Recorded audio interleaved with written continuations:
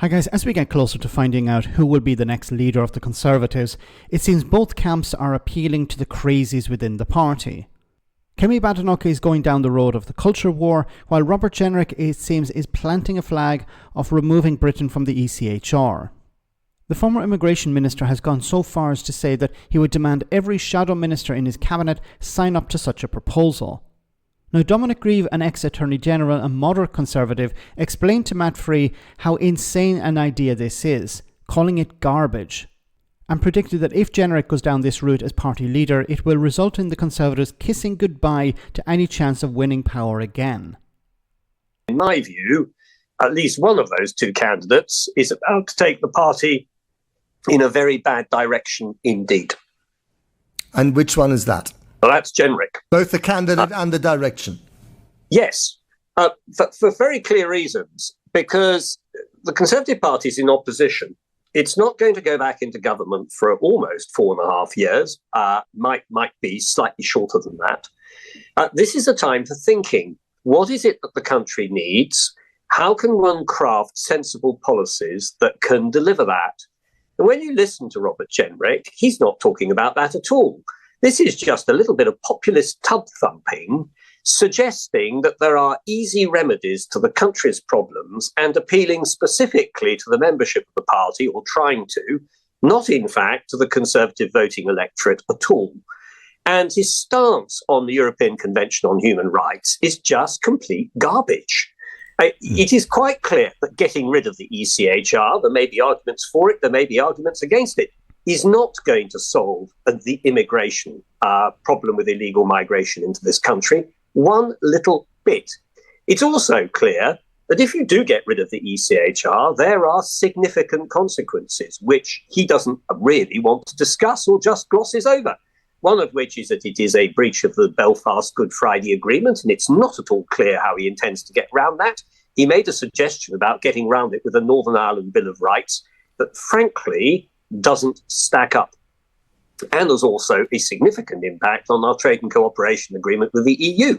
It doesn't even discuss that. In fact, it's underpinned by our participation in the European Convention on Human Rights, which is subscribed to by every European country except Belarus. So all this is fantasy politics. And if he does win the leadership, then I'm afraid that unless this is a contrick on his part on the Conservative Party membership, then I'm afraid he is going to be taking the party in a direction where it will be completely unelectable and actually irrelevant. Well, that sounds like good news. The Conservatives becoming irrelevant. Now, he touched on a number of interesting points here. First of all, the idea of leaving the European Convention on Human Rights complete garbage. And he pointed, that he hasn't really a solution to the Belfast Good Friday Agreement.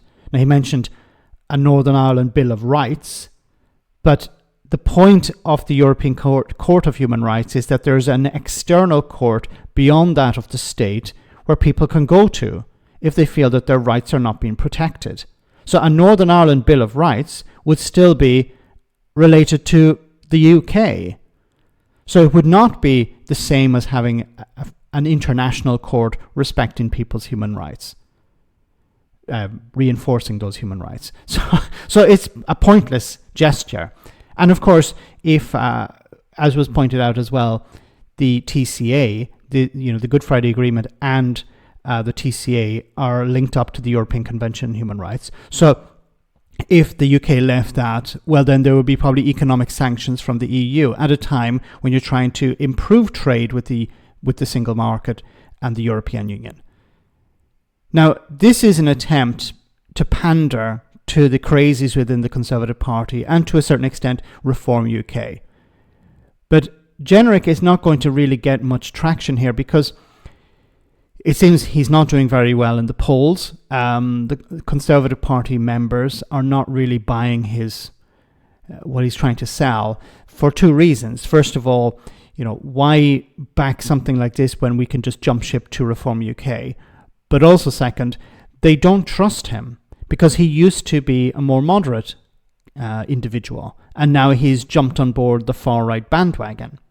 He used to be a Remainer, then he became a Brexiteer. So I think there's a lack of trust on the side of the members of the Conservative Party towards Robert Jenrick. They don't believe him. So I think Kemi Badenoch will likely become the leader.